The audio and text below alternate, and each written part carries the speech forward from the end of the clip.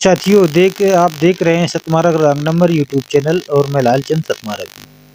जैसा कि आज हमारा पूरा देश जय श्री राम के रस पर डूबा बताने वाला हूं कि जो कोई भी टीवी अखबार वाला, कोई भी मीडिया वाला, कहीं भी आपको वो चीज़ नहीं दिखाई जाएगी।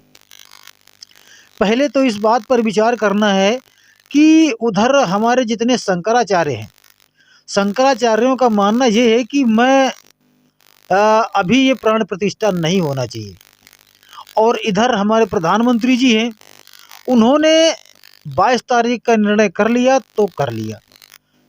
जो प्रधानमंत्री जी करेंगे वही होगा, लाख कोई सर पटके, इससे उनको कोई फर्क पड़ने वाला नहीं है। जबकि शंकराचार्य लोगों का कहना है कि 22 तारीख की जो तिथि है ये किस पंडित ने निकाली और ये इस तारीख को किसने तय किया, जबकि रामनवमी चैत में आती है और इसकी प्रतिष्ठा चैत की रामनवमी को ही होना चाहिए। और ये आज 22 जनवरी को कैसे हो रही है? ये शंकराचार्यों का मानना बिल्कुल, इस बात पर शंकराचार्य सहमत नहीं है, वो इस बात को नहीं मानते हैं। और भी एक बहुत बड़ी बात सामने आती है कि जो शंकराचार्यों का मानना है, जो उनका कहना है कि भाई ये जो प्रधानमंत्री जी यहाँ पर प्राण प्रतिष्ठा करने आ रहे हैं या इनका उद्घाटन करने आ रहे हैं, ये किस वेश पर आ रहे हैं, कैसे आ रहे हैं? मंदिर अभी पूरा निर्माण हुआ नहीं है, आधे अधूरे पर इसका निर्माण कैसे हो जाएगा? इस बात को लेकर शंकराचार्यों के अंदर बहुत बड़ा आक्रोश है। और उनका मानना ये है कि वो ये कहते हैं कि ये रामनवमी के दिन इसकी प्राण प्रतिष्ठा दोबारा होगी और इधर इनके सनातन धर्म के हिसाब से शूद्रों को वहाँ पर जाना, इनकी पूजा में शामिल होना, ये गलत है। कहीं तो शंकराचार्य ने ये कहा कि प्रधानमंत्री जी शूद्र हैं और इनके हाथों से ये पूजा संपन्न नहीं होगी, मगर भाई वो देश के राजा, उनको रोक कौन सकता है? और इधर क्या होता है कि इधर शंकराचार्यों को उसकी पूजा अर्चना करना चाहिए, उनके पास जाना चाहिए। तो ये तमाम सारे इनके व्यवधान चले आ रहे हैं और ये बात समझ में नहीं आ रही है कि आखिर में जो प्रधानमंत्री जी वहाँ जाते हैं तो देखते हैं यहाँ पर जो भी वहाँ मौके पर हैं, जो लोग दिखा रहे हैं, टीवी में दिखा रहे हैं कि जगह जगह पर भाजपा के वो बैनर लगे हुए हैं और जगह जगह पर भाजपा के नेताओं की फ़ोटो लगी हुई है, सांसदों की फ़ोटो लगी है, विधायकों की फ़ोटो लगी हुई है। तो वो उनका ये मानना है कि यहाँ राम मंदिर का माध्यम बना करके एक पार्टी का प्रचार करना, इसके लिए जो शंकराचार्य हैं वो लोग इसका विरोध करते हैं। वो ऐसा नहीं चाहते कि यहाँ राम मंदिर का नाम लेकर के कोई पार्टी आगे आए या कोई पार्टी इसके नाम से वोट मांगे। तो ये भगवान राम को राजनीति में तब्दील नहीं करना चाहते हैं। और जो हमारे प्रधानमंत्री जी हैं वो बराबर वही काम कर रहे हैं जो शंकराचार्य लोग नहीं चाहते हैं। और आज का एक जो वीडियो जो सामने आया, बहुत वायरल हो रहा है। समथिंग अगर कोशिश करेंगे तो समथिंग सबके पास में वो वीडियो जाएगा कि वहाँ पर जब ये खींचातानी हो रही है और वहाँ पर जब कोई संतोषजनक कोई कार्य नहीं हो पा रहा है, सब तनावपूर्ण काम हो रहा है, और जब कोई पूजा पाठ, कोई जब शुभ मुहूर्त का जो कार्य होता है वो तनावग्रस्त जब किया जाता है तो वो कार्य संपन्न नहीं होता। उसी को कहते हैं कि बिना विचारे कार्य कर दिया गया, और बिना विचार करके काम करने वाले लोगों को पछताना पड़ता है। तो हो सकता है कि मैं ये नहीं कह रहा, बाकी जो शंकराचार्यों का मानना है, जो विचार है, विचार क्या है उनके अंदर की बात कौन जाने, मगर जो बाहर से बात जो वो लीक कर रहे हैं उस हिसाब से पता चलता है कि हमारे परम आदरणीय प्रधानमंत्री जी ने जो वहाँ पर ऐसा काम किया, उनके विरुद्ध काम किया, हो सकता है कि इनको पछताना पड़ सकता है। वो इनके कहने के हिसाब से, बाकी अब हम इसका निर्णय तो नहीं कर सकते हैं। बाकी ये ज़रूर है कि वहाँ पर एक ऐसा हुआ, जब बात जब संतोषजनक नहीं हुई तो कुछ ऐसा महसूस हुआ कि रामलला नाराज़ हो गए। और रामलला इतनी मतलब गलत ढंग से नाराज़ हुए कि एक वहाँ पर हमारे वहाँ पर प्रधानमंत्री जी को कहें या मतलब वहाँ के जो शंकराचार्य हैं, वहाँ के जो पूजा पाठ करने वाले लोग हैं, तो मैं उनको या उनको कहें, बाकी उसे समथिंग जहाँ तक मेरा ख्याल है, ये सरकार की तरफ से जो तो वो एक बनाई गई होगी, वो ज्योति, दीपक। और उस दीपक की लागत समथिंग क्या है, वो 750 करोड़ रुपए की लागत का बना हुआ था। वो 750 करोड़ रुपए की लागत का वो दीपक बना हुआ था। और वो अखंड ज्योति थी, उसको बहुत दिन जलना था, कई वर्षों तक जलना था। और उसमें 21,000 लीटर तेल डालना था। और उसमें, और जब वो जले तो वो जलती ही रहे, अखंड ज्योत, वो बुझने न पाए। और रामलला नाराज हो गए। हम ये कह दें कि अब शगुन हो गया। अगर बीच में ज्योति बुझ जाए तो कुछ न कुछ तो गड़बड़ है। ये मतलब कोई भी धर्म हो, कोई भी संप्रदाय हो, और वो जो अपने नियम, भले ही वो किसी को नहीं अच्छा लग रहा, नहीं कोई पसंद कर रहा, बाकी जो उनके कोई भी धर्म हो, और उस धर्म का जो नियम संस्कार है, और उसमें अगर कोई विघ्न अगर पैदा हो जाए तो अशुभ सूचक है। इसी बात को लेकर के वहाँ पर क्या हुआ कि वो जो ज्योति जो रखी थी, मैं अभी दिखाऊंगा आपको वीडियो में। हो इसको रहा पहले होगा, वीडियो को क्या आप मंजर देखिए। रहा होगा। एक शायद ये व्लॉगर कोई है जो वीडियो बना रहा था, आप देखिए वो दिखाने की कोशिश कर रहा है। देखिए कैसे पेड़ भी झुलस गए हैं। तस्वीरों में आप देख सकते हैं कि पेड़ों की हालत क्या होगी, कि आग की लपटें बता रहे हैं कि 100-150 फुट ऊपर तक थी। मतलब 100-150 फीट आप समझते हैं कितना ऊपर हो सकता है। आप देखिए तस्वीरों में दिखाया जा रहा है। ये जो बड़ा सा आप एरिया देख रहे हैं, कोई फील्ड नहीं है, क्रिकेट फील्ड नहीं है ये दरअसल वही दिया है जो आपको जो तस्वीरों में दिख रहा है।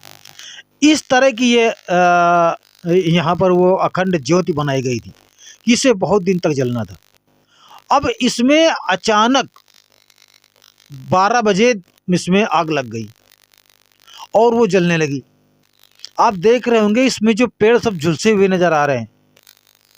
तो उसमें क्या हुआ कि वो ज्योति जलना शुरू हो गई, और इतनी बुरी तरह से जली कि शायद इसमें अगर पूरा तेल भरा होता, 21,000 लीटर का इसमें अगर पूरा तेल भरा होता, तो वहाँ 2-4 गांव सब चपेट में आ जाते आग में, आग की। तो इससे क्या माना जा सकता है? इधर तो जिस देश के राजा कहते हैं कि जिस देश का राजा अपने आप में मस्त हो, मरे बैल गरियार मरे वो अड़ियल टट्टू, और मरे कर कसा नार मरे वो बलम निखट्टू। बैल वही मर जाए जो पूरी जोत ना पहुंचावे। और कुछ कहते हैं, अन्यायी राजा मरे तब नींद धड़ाधड़ सोइए, और कहें विक्रम बैताल इनके मरे कबहू ना रोइए। ये विक्रम बैताल की कहानी है। विक्रम बैताल ने लिखा है कि अन्यायी राजा मरे तब नींद धड़ाधड़ सोइए। ये मैं नहीं कह रहा, ये विक्रम बैताल कहते हैं। आज शंकराचार्य लोग तो अपनी तरफ वो अपना हो अल्लड़ कर रहे हैं, उनके मन का काम नहीं हो पा रहा है। हमारे यहाँ के जो पंडित जी हैं उनके भी मन का काम नहीं हो रहा है। हमारे देश की जो जनता है उनके भी मन का काम नहीं हो रहा। इधर वहाँ जंतर मंतर में, दिल्ली में ईवीएम के विरोध में मामला चल रहा है। उधर डॉक्टर रितु अपना मामला खड़ा किए हैं, और वकीलों का धरना ईवीएम के खिलाफ जारी है। माँ बहन बेटियों की मर्यादा को कोई ख्याल ही नहीं है। शिक्षा, रोजगार, स्वास्थ्य पर कोई विचार नहीं है। अब साढ़े सात करोड़ रुपया केवल एक दीपक पर लगाया जा रहा है और शिक्षा का स्तर 0 है, उसके लिए कोई पैसा नहीं। स्वास्थ्य विभाग के लिए कोई पैसा नहीं है, नौकरियों के लिए कोई फिक्स पैसा नहीं है। वोट भी पड़ रहा है, तो जब जनता की मांग है कि वोट हमारा बैलेट पेपर से पड़े तो ईवीएम से क्यों पड़े? हम किसी के पक्ष की बात नहीं करते हैं, हम उस पक्ष की बात करते हैं कि हमारे देश में एक बहुत बड़ी लोगों के मानसिक टेंशन, मानसिक चिंता, लोगों के अंदर एक बहुत बड़ा जोखिम, हर व्यक्ति कौतूहल में है, मतलब हर व्यक्ति गम में है, हर व्यक्ति के अंदर क्रोध है। छोटे से बड़े से मझोल से जैसा भी, हर जाति का, हर धर्म का, हर वर्ग का व्यक्ति रो रहा है, परेशान है। तो इस पर विचार तो करना चाहिए ना। अब ये इसको तानाशाही की सरकार कह दिया जाए या हिटलरशाही की सरकार कह दिया जाए, या इसके लिए कुछ भी कह दिया जाए, कुछ भी कहा सकता है, क्योंकि जब जनता संतुष्ट नहीं है तो उसके लिए क्या कहा जा सकता है। तो इसलिए मेरे प्यारे साथियों, आप को जगना होगा, आपको जगना होगा। और जब तक हमारा ये देश जगेगा नहीं, जगने का मतलब क्या है? अपना इतिहास जानना पड़ेगा, प्रेजेंट टाइम पर क्या हो रहा है इस पर विचार करना पड़ेगा। आगे की जो आने वाली नस्लें हैं, आगे का आने वाला जो आपका भविष्य है, आपके आने वाला जो कल है, वो कल सही कल नहीं होगा, बड़ा अफसोस का कल होगा। वो आपके आगे आने वाला जो कल है, वो आपको कोसेगा। नहीं कुछ कर सकते तो अपना केवल इतिहास ही जान लो, इतना ही जान लो कि आपके देश में हो क्या रहा है। मेरे प्यारे बहुजन समाज के साथियों, कोई भी कार्य पूरा नहीं हो पा रहा है, कोई भी कार्य पूरा नहीं हो पा रहा है, बीच में सारे कार्य खंडित हो रहे हैं। अगर यही होता रहा तो मुझे तो ऐसा लगता है कि क्रांति आने वाली है। सभी धर्म आपस में लड़ेंगे, हर बिरादर, हर जातियां आपस में लड़ेंगे। संगठन नाम का कोई चीज ही नहीं समझ में आ रहा, अपनी अपनी ओर सब खींचातानी पड़ी है। ये घर की बात मान लो, चाहे देश की बात मान लो,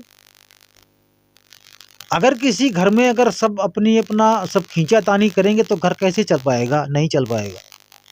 इसी तरह से हमारे देश में भाजपा अपनी तरफ घसीट रही है, बीजेपी अपनी तरफ घसीट रही है, आरजेडी अपनी तरफ घसीट रही है, हाँ, आजाद समाज पार्टी अपनी तरफ घसीट रही है, जनता दल अपनी तरफ घसीट रहा है, ये सब बीएसपी अपनी तरफ खींच रही है, हाँ, आम आदमी अपनी तरफ खींच रही है। सब प्रधानमंत्री बनने के लिए घूम रहे हैं। कोई ये कह ही नहीं रहा कि मैं मुख्यमंत्री बन जाऊंगा, सब प्रधानमंत्री बनने के लिए घूम रहे हैं। तो फायदा तो कोई ना कोई उठाएगा। अब भैया वो बड़े हैं, महान हैं, विद्वान हैं, राजनेता हैं। अब हम तो एक आम जनता, हम लोग ठहरे, हम क्या उन पर विचार करेंगे? हम क्या उनको कह सकते हैं? मगर इतना तो हम जाने सकते हैं कि जब सब राजा बनने के लिए घूम रहे हैं भैया, और सबको राजा बनना है और सबको वोट देना पड़ेगा। अब वोट केवल 85 के वोट के चक्कर में सब राजा बन रहे हैं। आज भैया